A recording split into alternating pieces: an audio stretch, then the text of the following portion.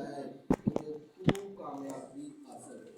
शरीयत की ये किताब तेरे मुंह से ना हटे, बल्कि तुझे दिन और रात इसी का ध्यान हो, ताकि जो कुछ इसमें लिखा है उस सब पर तू एहतियात करके अमल कर सके, क्योंकि तब भी तुझे इकबालमंदी की राह नसीब होगी और तू खूब कामयाब होगा। खुदावंद के नबी इस पाक कलाम का पढ़ा और सुना जाना हम सबके लिए बाइस बरकत हो। आमीन। मेरे अजीजों, इधर खुदावंद का कलाम जो हमसे आज बात कर रहा है, ठीक है, तेरी जिंदगी भर कोई शख्स तेरे सामने खड़ा ना रह सकेगा। आज बाज़ दफ़ा लोग कहते हैं कि खुदावंद हमारे सामने कोई खड़ा ना रह सके। जिस्मानी तौर पर कोई खड़ा होता है ना तो कहता है मैं जिधर खड़ा हो जाऊँ कोई खड़ा ही ना हो सके, ऐसे ही है ना। तो रूहानी तौर पर ऐसा हो सकता है, जिधर हम खड़े हो जाए उधर शैतान खड़ा नहीं रह सकता, ऐसा खुदा कर सकता है। उसने साथ में डिवाइस दी है, साथ में खुदा ने कहा है कि हमने करना क्या है। आप कैसे जब खड़े हो जाओगे आपके सामने कोई भी नहीं खड़ा रह सकेगा। खुदा का बंदा यीशु, इसको खुदा ने खड़ा किया और इसको कहा कि तूने मजबूत होना, हौसला रखना, बेदिल नहीं होना, हरासा नहीं होना। तो मजबूत होने के लिए क्या करना पड़ता है? किसी भी काम के लिए मजबूत होने के लिए उसकी प्रैक्टिस करनी पड़ती है। अगर कोई जिम लगाते हैं तो अपने आप को फिट करने के लिए, मजबूत करने के लिए, ताकि हम मजबूत हो जाए। कोई इस तरह के मुकाबले हैं तो उसके लिए पहले तैयारी करते हैं, रेडी रहते हैं कि हम मजबूत हो जाए। तो जब हमने ये बरकत लेनी है, जहां हमने खड़ा होना है वहां भी खड़ा ना हो सके, उसके लिए भी एक तैयारी होती है। आज सारे लोग कहते तो हैं खुदा ऐसा ही मसा दे, ऐसी बरकत दे, सब कुछ ऐसा ही हो, लेकिन उसके लिए मेरे अजीजों हम खड़े नहीं रहते, उसके लिए हम मजबूत नहीं होते, हम हरासा में आ जाते हैं, खौफ में आ जाते हैं।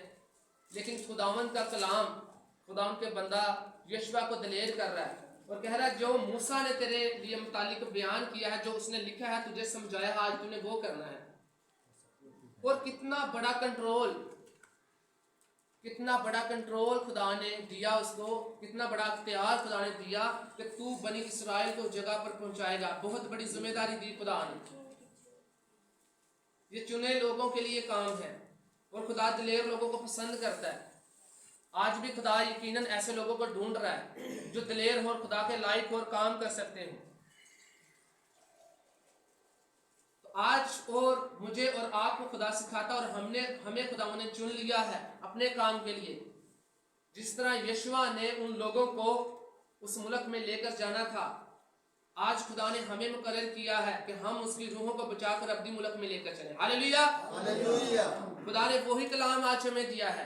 बेशक, बेशक। उस वक्त तो बनी इसराइल को उस जगह पर लेकर जाना था। आज का कलाम हमसे बात कर रहा है, आज का खुदावंद का रूह हमसे बात कर रहा है और हमें कहता है, आप मेरे साथ निकाल सकते हैं यीशु यूहन्ना 15 उसकी 16 नंबर आयत में, तुमने मुझे नहीं चुना बल्कि मैंने तुम्हें चुन लिया और तुमको मुकर्रर किया कि हाथ जाकर फल लाओ और तुम्हारा फल कायम रहे, ताकि मेरे नाम से जो कुछ बाप से मांगो वो तुमको दे जाए।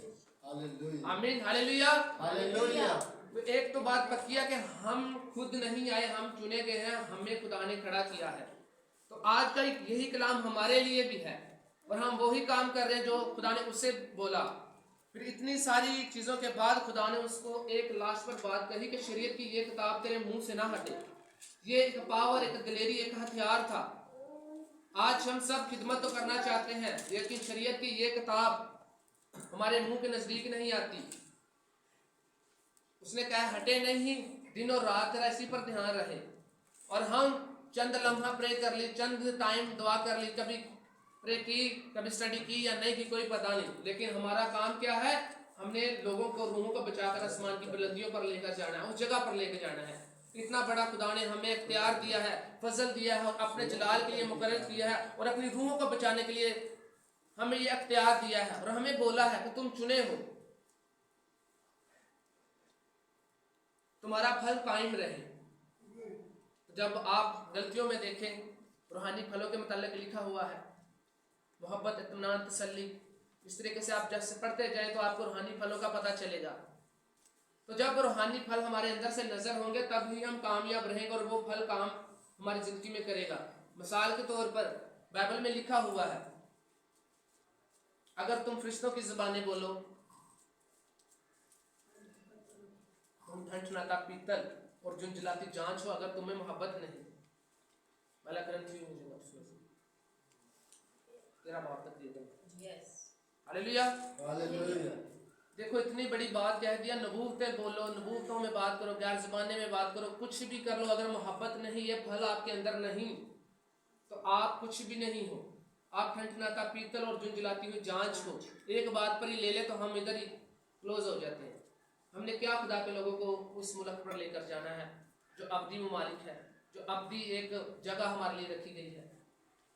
आज खुदा ने हमें, आप देखो वाज़ेह तौर पर लिखा है, तुमने मुझे नहीं चुना बल्कि मैंने तुम्हें चुन लिया और तुमको मुकर्रर किया कि जाकर फल लाओ। ये खिदमत गुजार लोगों के लिए है और बाकी लोगों के लिए भी है, क्योंकि खुदा ने कहा कि तुम मेरे इंतहा तक, दुनिया के इंतहा तक मेरे क्या रहो, गवाह रहो, और इंजील की मनादी करो, बपतिस्मा दो, लोगों को शामिल करो अपने में। Hallelujah hallelujah. तो ये खुदा ने हमें एक टारगेट दिया है उस जगह पर पहुंचने के लिए, तो उसमें साथ साथ खुदा ने कहा कि ये तू काम करेगा तब तू कर सकेगा। अगर इनमें से एक भी काम रह चुका तो तू नहीं जा सकेगा उस जगह में। आज हम आसमान की बुलंदियां चाहते हैं कि खुदा मैं ऐसे वर्शिप करूं, ऐसे हो जाऊं, ये काम करूं, वो हो जाऊं। ख्वाहिश तो सब रखते हैं, लेकिन उसके लिए मेहनत करनी पड़ती है। जिस तरीके से हमारी ख्वाहिश होती है कि हमारे पास अच्छी गाड़ी हो, हमारे पास अच्छा घर हो, तो उसके लिए लोगों के पास क्या होना चाहिए, करेंसी, पैसा होना चाहिए, वो मजबूत होने चाहिए, उनके पास दौलत होनी चाहिए, वो ये जगह ले सकते हैं, वो घर ले सकते हैं। इसी तरीके से खुदा तक पहुंचने के लिए, आसमान की बुलंदियों तक लोगों को लेकर जाने के लिए हमारे पास रूहानी करेंसी की जरूरत है। वो जिंदा खुदा का कलाम है, वो दुआ रोजा है, वो फास्टिंग है। Hallelujah hallelujah. इसके बगैर आप उस जगह पर लोगों को नहीं ले जा सकते। बेशक बेशक। अगर ये स्टडी हमारे अंदर नहीं, ये कलाम हमारे अंदर नहीं, ये रूह की तलवार हमारे अंदर नहीं, इफ्सियों 6:10 आयत में से आप पढ़ें, आपको रूहानी हथियारों का मतलब पता चलेगा। निकाल सकते हैं तो निकाल लें आप। मजबूत होने के लिए हमें किन चीज़ों की जरूरत है?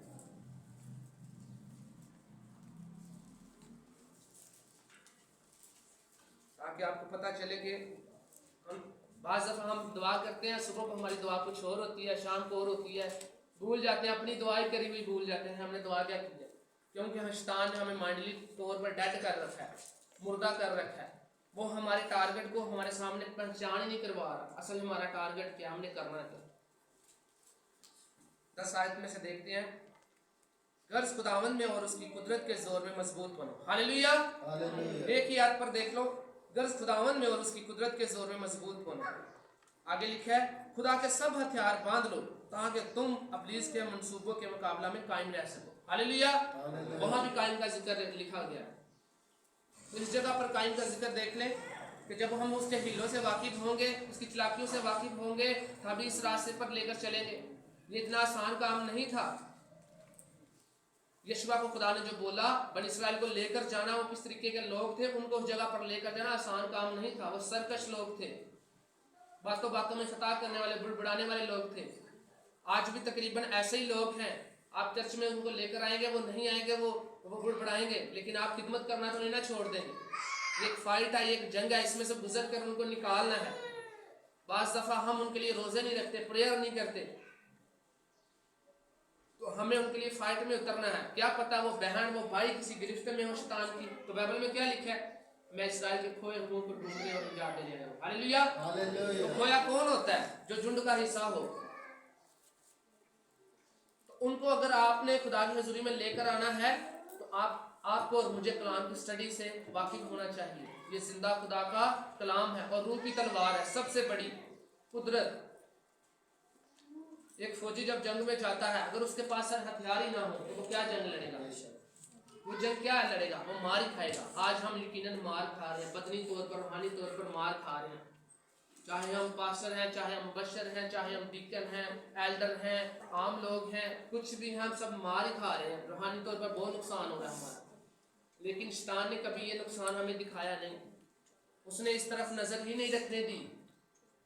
फलाने ने ये कर दिया, उसने ये कर दिया, मैं उसको ये कर दूंगा, ये कर दूंगा।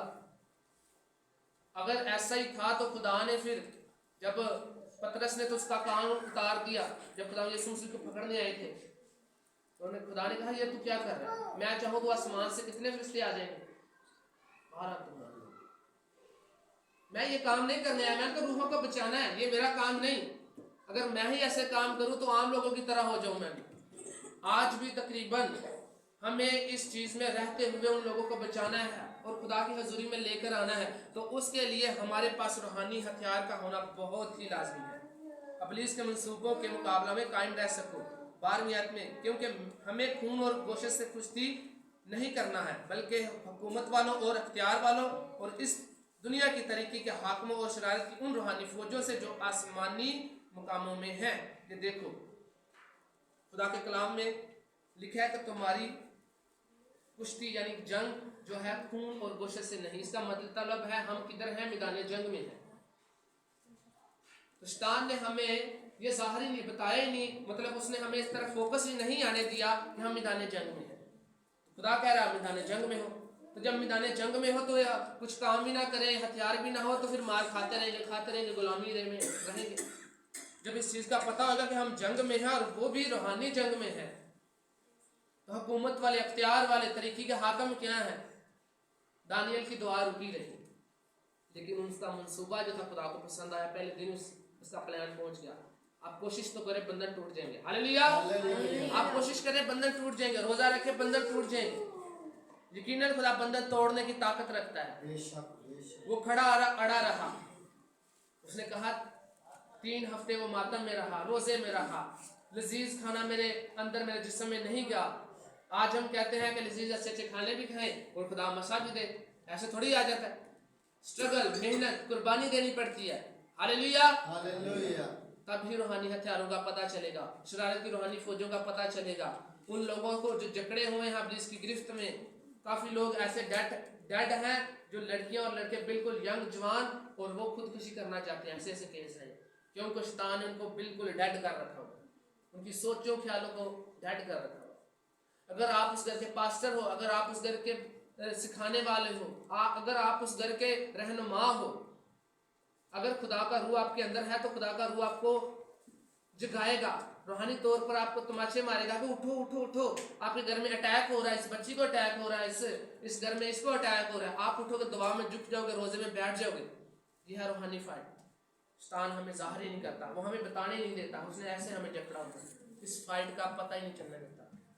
ये मजबूती से होगा, खुदा के कलाम से होगा, खुदा के कलाम के बगैर कुछ भी नहीं होगा। आगे देखिए, इस वास्ते तुम खुदा के सब हथियार बांध लो। किस वास्ते? इस वास्ते क्योंकि तुम इस फाइट में हो, इस वास्ते ताकि बुरे दिन में मुकाबला कर सको, सब कामों को अंजाम देकर कायम रह सको। सब कामों को, यानी कि बनी इस्राइल को यशुआ ने छुड़ाना था, उस जगह से लेकर आगे लेकर जाना था। उसको खुदा ने कहा कि तूने ये काम करने हैं, तेरे पास ये मजबूती होगी, इस वजह से तुम्हें ये इस चीज़ की ज़रूरत पड़ेगी। तुमने क्या करना है? खड़े रहना, परेशान नहीं होना, हरासा नहीं होना, खौफ नहीं तुमने लेकर आना, तारी नहीं करना।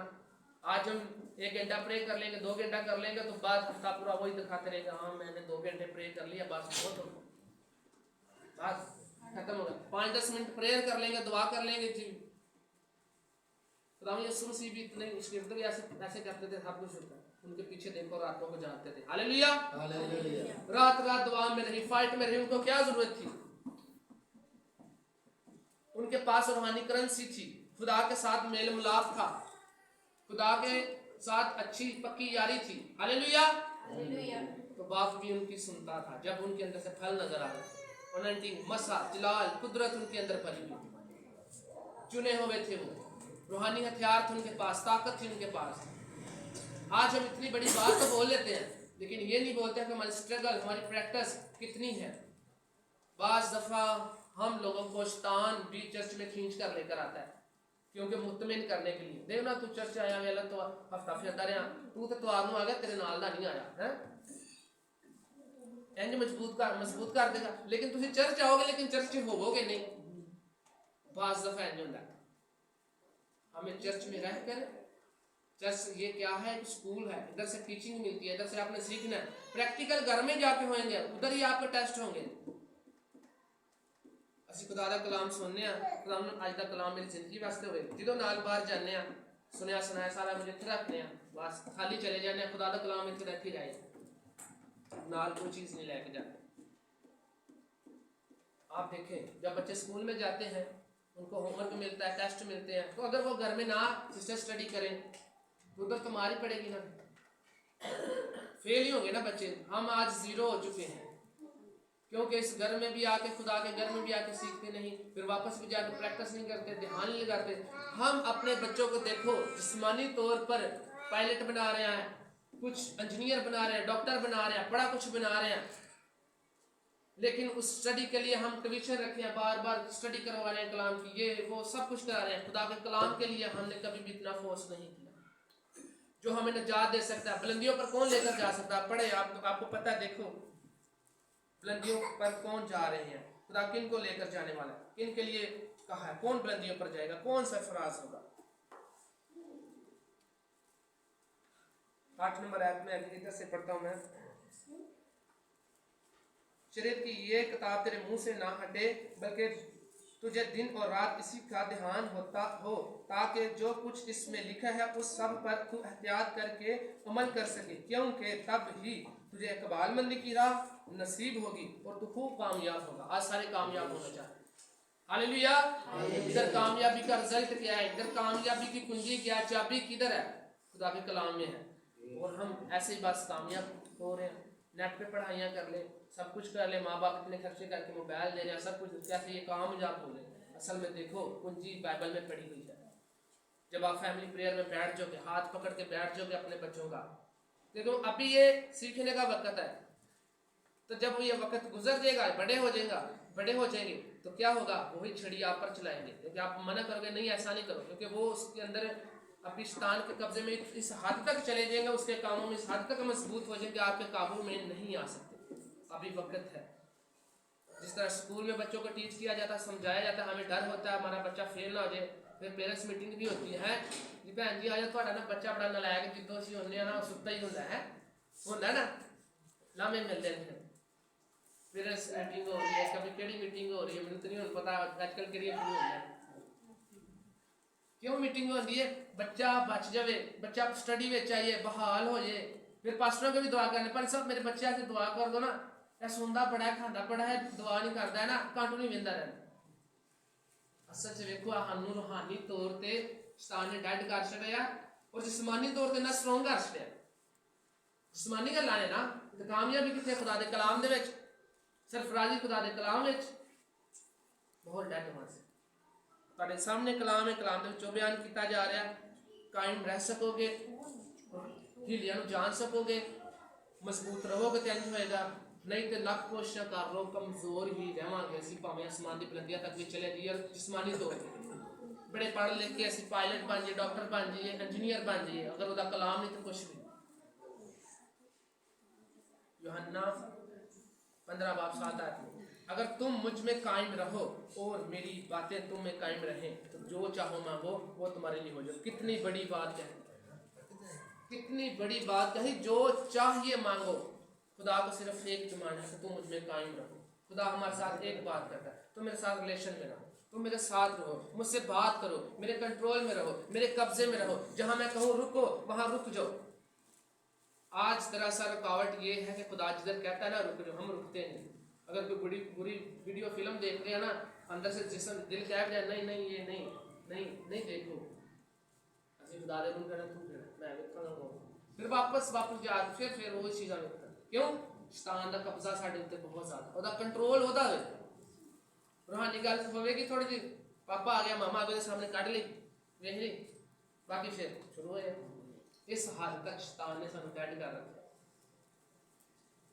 फिर हम किस तरीके से ये हिकमत मांगेंगे खुदा से, किस तरीके से हम कहेंगे अगर तुम मुझ में कायम रहो। खुदा फिर किस तरीके से हम कायम रहेंगे जब उसकी बात ही नहीं मानेंगे। कायम उस जगह पर रह जाता है जिस जगह की बात मानी जाए।